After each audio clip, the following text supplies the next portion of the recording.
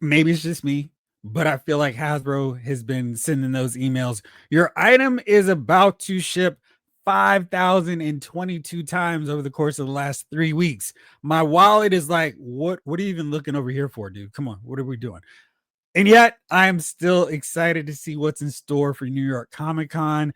The G.I. Joe Classified Series team has been stoking the flames because they've been dropping daily rendered reveals of all these characters who were name dropped way back at San Diego Comic Con. And I am excited to see them in prototype, all those glamorous photo shots, and of course, pre order glory. Can't wait to get them. There's so many fun reveals, including my favorite that got dropped today, so no need to hype it up any further. Let's take a look at these figures right now.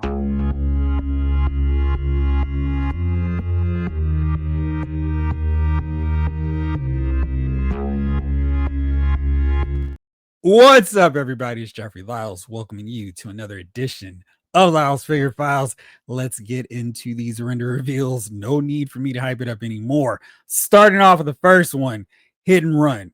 I think they did a really good job with him. Hit and Run has a pretty fairly simple design. It's really about that face paint, the red goggles. I don't know what sets that off and just kind of makes him like okay, he's a G.I. Joe and camouflage, but it's just something about the green paint on the face, the neck, the hands that kind of makes him like, okay, there's something different about this guy.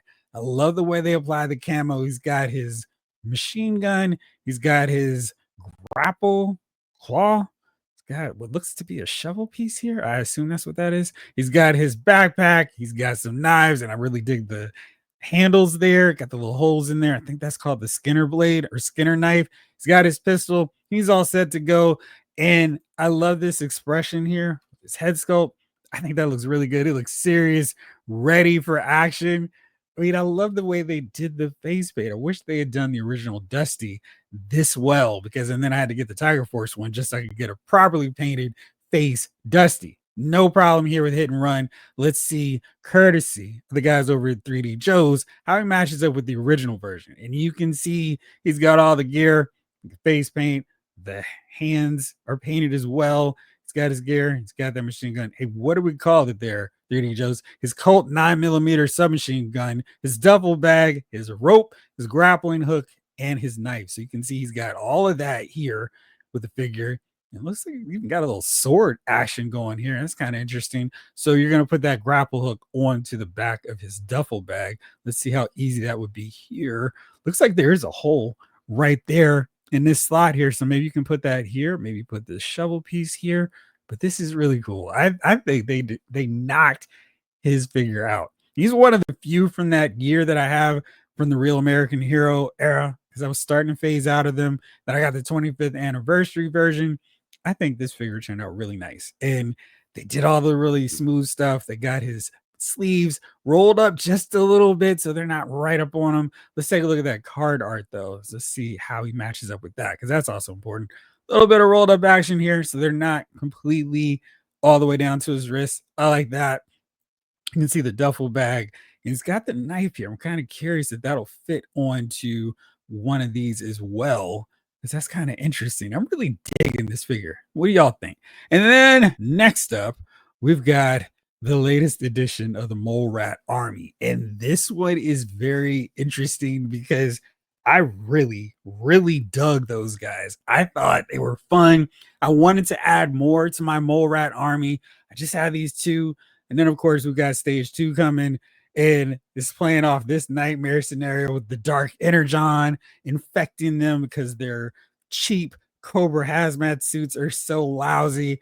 And the Energon's infected them. You can see this growth coming out of his right eye and just the right side of his head. That was creepy. I'm really digging this. And now we've got Mole Rat stage 2. And I was kind of debating, man, I wish they had just kept the colors of the same, but maybe that wouldn't have made as much sense as like they put them in a different kind of hazmat suit, maybe. But I'm kind of wondering, like, at this point, why would they have this mask piece? Because I feel like these are the only head sculpts we needed. But look at this crazy head sculpt. This is nuts. It is like the Dark Energon has gone from here to all over here. That's crazy. Are these things still moving and functioning on their own? Or are they being herded by a Cobra operative at this point? Do they have independent thought? I really love these colors. I think this kind of makes them pop a little bit more, plays off the dark energon. Looks like all the accessories that came with the original mole rats did get included. I feel like with these, maybe I'm gonna get 4 or 5. I really like the color scheme and just the whole evolution of this infestation of the Energon really makes them cool. So I'm probably gonna have one with the mask piece, and then I'm just gonna have a bunch of them with heads, and then maybe have two of them. Like I said, I'm gonna have to do some army building, even though the figure's gonna be like $45 by the time they come out. But these look really cool. Excited about those. Let's keep this thing rolling with this guy. Lifeline. He's been one a lot of people have been clamoring for. Doc can't do it all by himself. He needs some help with this. And so we get Lifeline. There's some changes, some subtle changes from the Real American Hero version. He was one of the first 4 of that 1986 squad I got. So I was really looking forward to see how he turned out. Rescue is a lot bigger and more prominent on his left leg. There are no knee pads. I was interested why they did that. I guess that makes sense though. I mean, he's going to be on the field helping out his fellow wounded Joes, so he probably will be on his knees a lot, trying to take care of their wounds and all that good stuff. He's got his briefcase, which has more medical supplies. He's got that really cool 80s style backpack with all the high tech gear on it. He's got an IV. I really love that. That's a great accessory piece for GI Joe. Because I mean, geez, everybody could use that, especially if they're running low on fluids. They got a little oxygen mask attachment for him as well. And then he's got 2 goggles. And I was like, what's going on here? He's already got those. But of course, the original version of him had them right there. Now, looking at this figure, looking at the card art, it seems like the helmet's a little wonky, but I think some of it is simply because this goggle piece is not here, taking up more of that space. I think once that's in place, it'll look a little bit cleaner. You can see he's got the communication piece. I'm assuming all of this will come off so we can see those that lush hair, his blue eyes or whatever, so Brittany can spoil him. I would have loved if this figure came with a gold watch. That's the only thing missing. But it's really cool. It's got a little medical readout here. That's really fun. More pouches. Pouches, you can't go wrong. Ass cable. Little flashlight action to check in. Say ah. Little knife there. So in case he needs to make a cut. And of course, he needs a pistol because Lifeline in his original card art had a pistol. It's probably just to keep some cobras at bay, maybe shoot along some objects along the way, but that's cool. Hopefully that briefcase does close and has rescue on the side. You can see here, rescue is much more prominent. He had white boots. I'm not quite sure why they decided to paint them gray here. I like the more just basic red and white, get that whole Red Cross thing, even though we can't say that. But I'm curious to see why they decided to do that. And he looks good. I'm really happy with this guy. I think it's going to be another one of those deals where you can have this one if you want the smaller one, or you can just put those on in place. I think these are going to get swapped and just thrown in here. And this is going to be my base one. But I like his expression. Looks good. He looks focused, ready to patch up some Joes. And you can see they've got the pouches here that were just kind of randomly thrown on him. Now they're connected to the belt here. So that all makes sense. I really dig this little readout there. That's cool. That was something you can see was on the figure, but now they're able to 2025 jazz it up some more. And I'm still trying to figure out why he had this. That doesn't really even, it didn't even seem necessary, but whatever. I'm happy with him. Lifeline got knocked out. So let's see really quickly how we're looking with this 1986 lineup. So, and I love this, the old school Toys R Us. Remember when you could buy your GI Joes for $2.97? And I was like, $3.14. I know what that is because that means I can get 2 or 3 more GI Joes with this. So we still need Iceberg, who is also been name dropped, but he was not revealed. That was kind of interesting. He was the one that was not. I mean, let's just take a look down this row here. It looks like we have everyone. Got Footloose. Iceberg is coming. Dusty, Sci-Fi, we already know. Some people already have him in hand. Alpine, Storm Shadow, the twins, Xandar and Zorana, Lifeline, Lowlight, Beachhead, check. Dial Tone, I think most of us have him now. Leatherneck, Eels, man, the whole row knocked out. Wetsuit, still need Roadblock. So still waiting on this version to a Roadblock. Mainframe, Hawk, Viper, Crimson Guard, Bat, Dr. Mindbeater, check, except for one.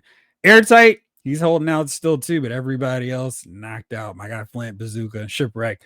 Torch, Ripper, Buzzer, and Monkey Wrench, the Dreadnoks, Quick Kick, still need Snake Eyes. So this back of the card art almost completed. There are just a few spots. What is that? 4? So we got Iceberg, who we already know, so maybe I shouldn't count him. Roadblock, Airtight, Snake Eyes, Ninja version. Desperately need that look. But we're really close to getting that complete. That's pretty fun. All right, next up, the Night Viper. And this was one I think it's just a matter of his gear makes him look cooler. And I'm not sure if this view is really showing off how cool the Night Viper is. Because, of course, this visor would go up. It's got a really long scope. Just this straight up render pose doesn't really show off how cool this figure looks. He's got a nice sniper rifle slash machine gun, couple knives, backpack, pistol. And I was like, I was thinking this might look a little bit cooler, but I think what it is just without having that side profile, you're not really seeing how cool it is. Because the Night Viper, perfect, had the super long scope. And you can't really appreciate it because this is kind of how it looked from that profile view anyway. So this was all green, just a little black strap across the side. You can see this gun. What is it here? Oh man, we don't get the full on. It's a gun with a night scope. And then, of course, you had this part where you could just lift the whole thing up, which also is not quite obvious and shown from this initial render view. But this is basically what we got here with this one. So this is all black. I kind of wish this was more green. I love the deals here with his side armor, his thigh armor, not side, and then the boots. I think they turned out really nice. It's just a matter of translating that so you can see it's got that rib section, and it came off pretty nicely, I think.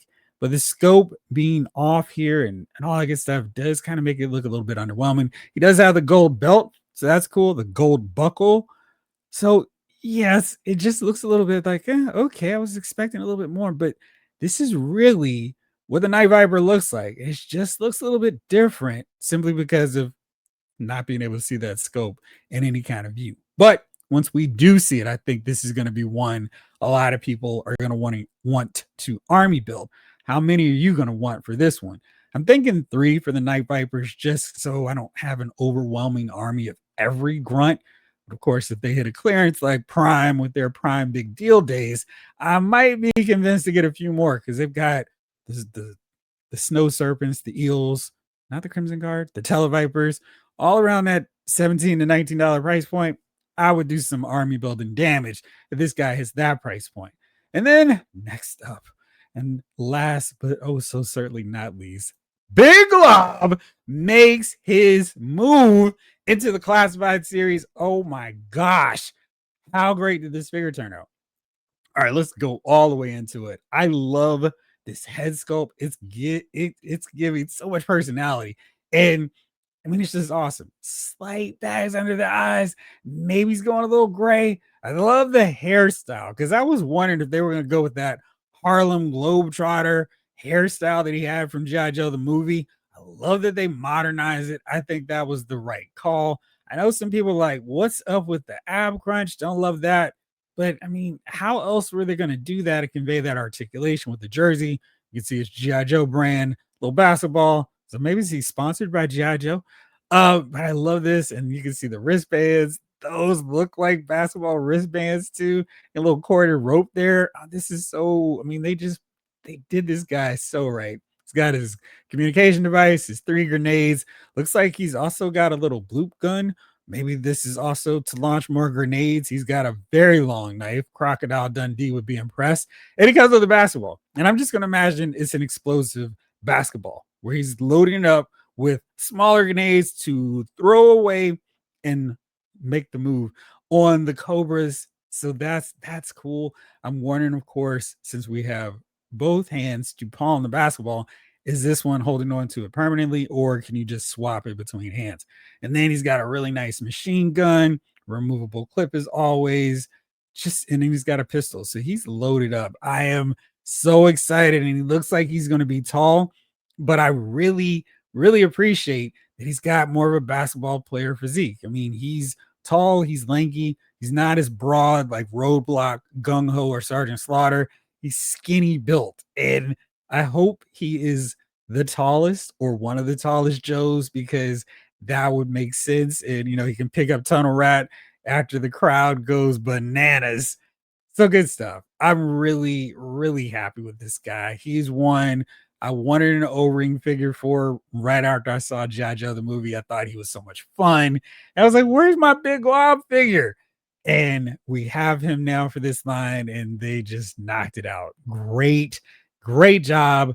Classified series team. Looking forward to getting this guy. He's going to be my day one pre-order. I don't care about the price because I've waited on this guy for so long, and he's finally going to join the crew. Now, that's not the only thing, of course, from New York Comic Con, because we already knew that they've got some stuff coming our way. And on their Twitter account today, New York Comic Con exclusive drop Thursday. What time? Please, what time?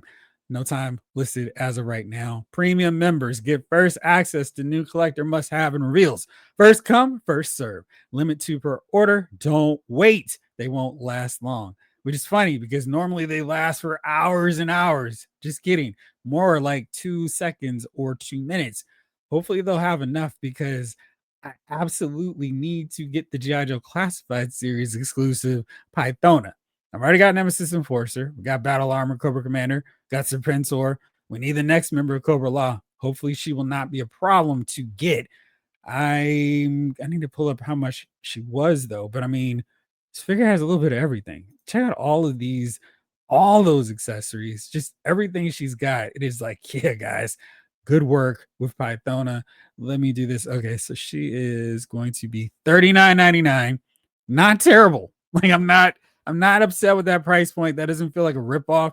It feels like an exclusive, deluxe premium price for a figure. So she's not $59.99. That's cool. Happy with that. Here's some more photos. This is the boxed in package look. Solid. And I love the artwork here. She's got the cloak that you can take off. Look at the texture detail on it. That's amazing. And of course, check out the detail on all of her outfit. I mean, she's got that Cobra Law crustacean armor thing going. And they did a really nice job with this, right down to the feet. All of this is sculpted. Great work. And she's got, of course, that alternate head sculpt, a little bit more intense, a little bit more angry, ready to go. But man, just fantastic work from this line. And really excited about these classified series reveals. Got to get them all. This is my line where everything else has to go be on timeout as everything hits at once. These figures are my priority. And I think they knocked out all these reveals. What do you all think? Which figure are you looking forward to seeing fully on hand with those glamour shots? The Shooting the Galaxy is going to show us this week later on. I'm excited about it, and for all the different lines, but for these especially. And of course, there's more. There's a vehicle they teased for icy terrain, a stealth vehicle. Clearly cannot be the Arctic Hiss Tank. Is it going to be the Polar Battle Bear? Is it going to be the Cobra Wolf?